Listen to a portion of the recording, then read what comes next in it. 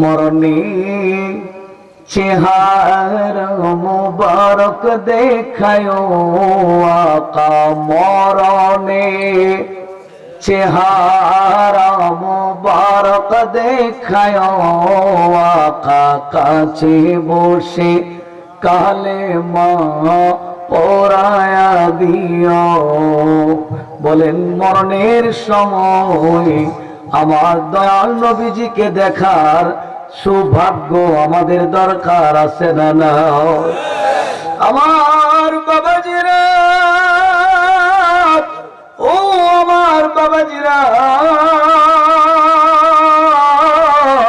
নরসিংপুর রাঙ্গুনি পাড়ার বাবাজিরা, আশেপাশের এলাকার বাবাজিরা, আমার দয়াল নবী রাহমাতুল্লিল আলামিন যদি আপনি আমার মরণের সময় আপনি আমার পাশে হাজির হইয়া যায় তাইলে কি হবে?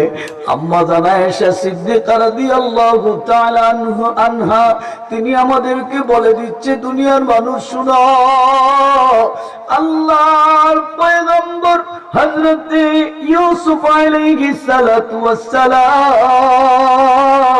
ওনার সৌন্দর্য দেখা মিশরের রমণীরা লেবু কাটতে যাইয়া হাত কেটে ফেলে দিয়েছে, কেউ হাতের কবজি ফেলে দিয়েছে, কেউ আবার হাতের কনুই সহ কেটে ফেলে দিয়েছে, কেউ আঙ্গুল কেটে ফেলে দিয়েছে।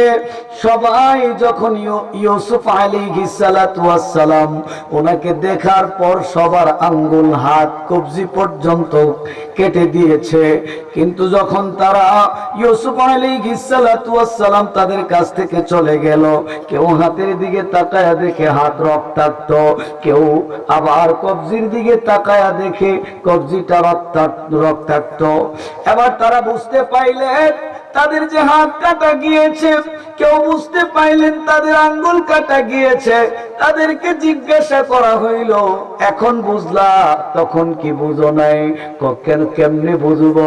ইউসুফ আলাইহিস সালাতু ওয়াস সালামের যে সুন্দর চেহারা, এই চেহারা দেখা তো আমরা বেকার হয়ে গেছি। ইউসুফ আলাইহিস সালাতু ওয়াস সালামের সুন্দর চেহারা দেখা আমরা বেকার হইয়া গেছি।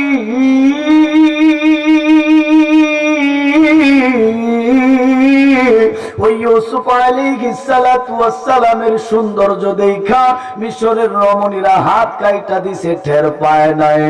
এমন ইউসুফ আলাইহিস সালাম, আমি কিন্তু ইউসুফ নবীরে খাটো করছি না রে বাবা।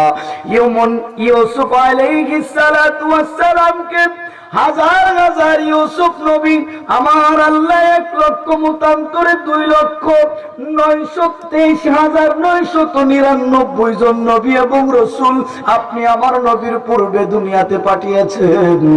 সমস্ত নবী রসুলদেরকে যদি এক পাল্লায় রাখা হয়, ইউসুফ আলাইহিস সালাম সহ সমস্ত নবীদের সৌন্দর্য যেই হবে, আমার নবীজির একটা আঙ্গুল মুবারকের সৌন্দর্য এর থেকে আরো বেশি হবে। সুবহানাল্লাহ। আমার বাবাজি, আল্লাহু আকবার, ইয়া রাসূলুল্লাহ, ইয়া গাউসুল আজম। এর আমার নরসিংপুরের বাবাজিরা, ও আমার বাবাজিরা, বলেন ওই নবী রাহমাতুল্লিল আলামিন, আমার আপনার নবী এত সুন্দর। আম্মা জান আয়েশা বলে, কোন ব্যক্তি যখন মরণ কালে আমার দয়াল নবীজিকে একটা বার দেখে ফেলবে, আজরাইল তার জানটা কোথা থেকে কবজ করবে, কিভাবে করবে, সে টের পাবে না। আল্লাহু আকবার বলেন। নরসিংপুরের বাবাজিরা, ওই রসুলকে মরণের সময় দেখার দরকার আছে না নাই? এই জন্যই আমাদের কবিরা বলেন, মরণে চেহারা মুবারক দেখায়, বলি মরণে চেহারা মুবারক দেখায় আকা কাছে বসে কালেমা পড়ায়া দিও। রওজা মুবারকে বারবার নিও, নুরানি কদমে চুমিতে দিও আকার জাম বারক বরবারে দিও নুরানি কদমে চুমিতে দিও আকারুটা বের হতে হাসিটা দিও আকারুটা বের হতে হাসিটা দিও তোমার নোরানি হাত আমার কপালে দিও আল্লাহুম্মা সাল্লি মাশাআল্লাহ মাওলানা মুহাম্মদ ওয়া আলা মুহাব্বতে সবাই একটু চাইপা সামনের দিকে আগায় বসলে খুশি হব। আসেন না একটু সবাই নবীর দুরূদ পড়তে পড়তে সবাই একটু সামনে আসেন। আল্লাহুম্মা সাল্লি বাবাজিরা পিছনে বাবাজি একটু সামনে চলে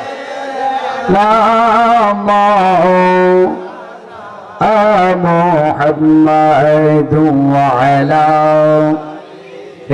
سيدنا अरे गलेते तौहीদের মালা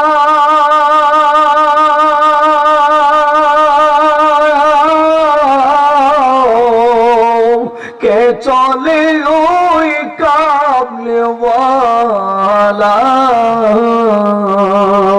গলেতে তৌहीদের মালা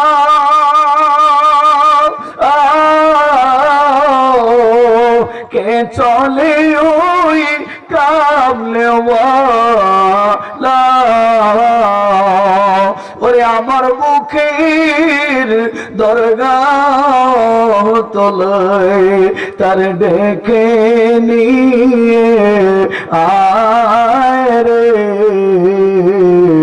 রসূল নামে কি এলো কি এলো মদিনায় রে রসূল নামে আরে এমন রদির কথা ওরে বাবা শুনলে পড়া নজরায় রে রসূল নামে আল্লাহুম্মা সাল্লি মাশাআল্লাহ মুহাম্মদে محمد وعلى سيدنا নবীর জন্য মায়া লাগেনি রে বাবা। আরে কেন মায়া লাগবে? আমার আল্লাহ হাসরের মাঠ যেদিন কায়েম করবে ওই দিন আপনি আমার রসূলের জন্য আল্লাহর আরশের পাশে আমার আল্লাহ একটা কুরসি অর্থাৎ একটা চেয়ারের ব্যবস্থা করবেন, যেই হাসরের মাঠে 1,00,000 মতান্তরে 2,23,999 জন নবী এবং রসূল আমার নবী ব্যতীত সবাই বলবে রব্বি নফসি রব্বি নফসি। এমন একটা হাসরের মাঠ বাবা, মা তার ছেলেকে চিনবে না, ছেলে তার মাকে চিনবে না, বাবা তার সন্তানকে চিনবে না, সন্তান তার বাবাকে চিনবে না। এমন একটা হাসরের মাঠ আমার বাবাজিরা গভীর ভাবে খেয়াল করেন আর অন্তরের কানটা লাগাইয়া দেন।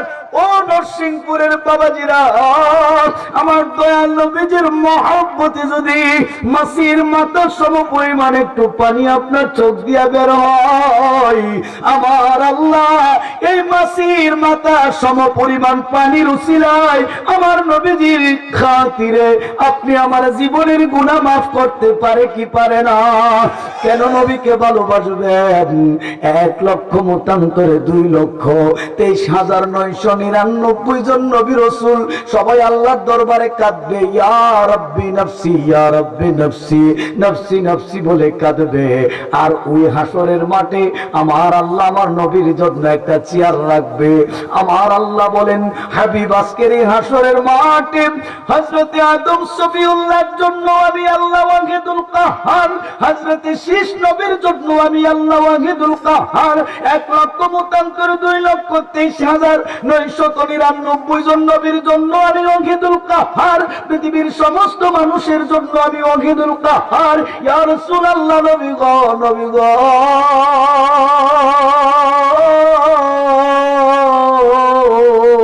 ও মায়ার নবী, আপনার জন্য আমি ওয়াহিদুল কাহ্হার না। ওগো দয়াল নবী, আপনি একটু শান্ত হয়ে এই চেয়ারের মধ্যে বসেন। সুবহানাল্লাহ, আস্তে বলেন। ইয়া রাসূলুল্লাহ, নবী, ও মায়ার নবী, আপনি একটু শান্ত হন, আপনি একটু শান্ত হইয়া এই চেয়ারের মধ্যে বসে যান। আমার নবী বসবে না, আমার আল্লাহ বলবে, হাবিব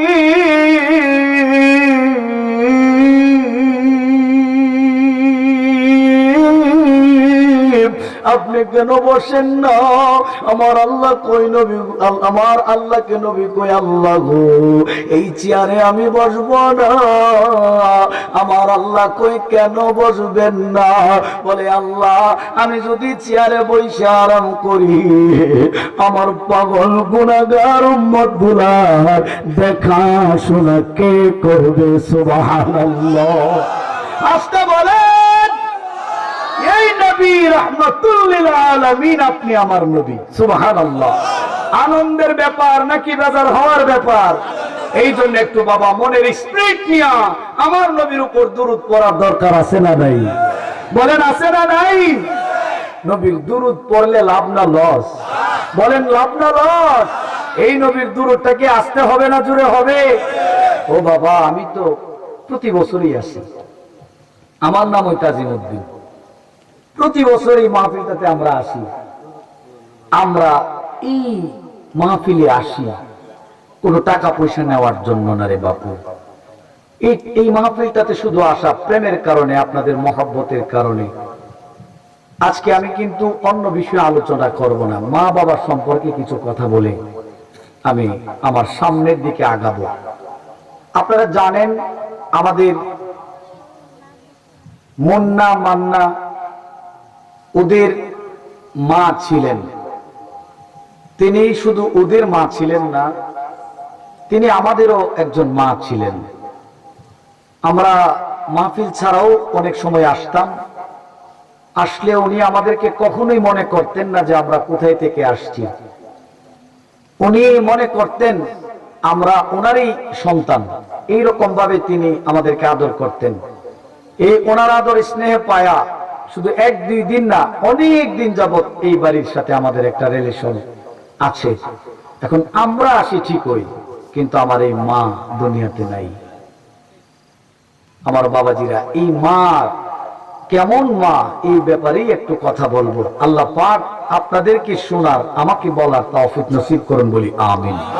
একটু দুরূদ পড়ি, আল্লাহুম্মা সাল্লি।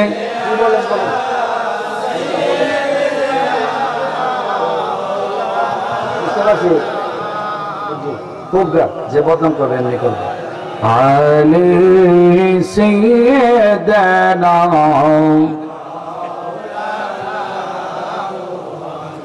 কত জনে কয় আমারে কি কারণে কাঁদো মদিনা মদিনা করে। কত জনে কয় আমারে কি কারণে কাঁদো নবী নবী করে। না জানিলে জেনে নাও, না বুঝিলে বুঝে নাও, না শুনিলে শুনে নাও। আমার নবী ইমানের বাড়ি, তাই তো মদিনার জন্য কান্দি। কথা বলেন ঠিক কিনা? দুরূদ পড়ার কারণে কেউ যদি গান গাইছি,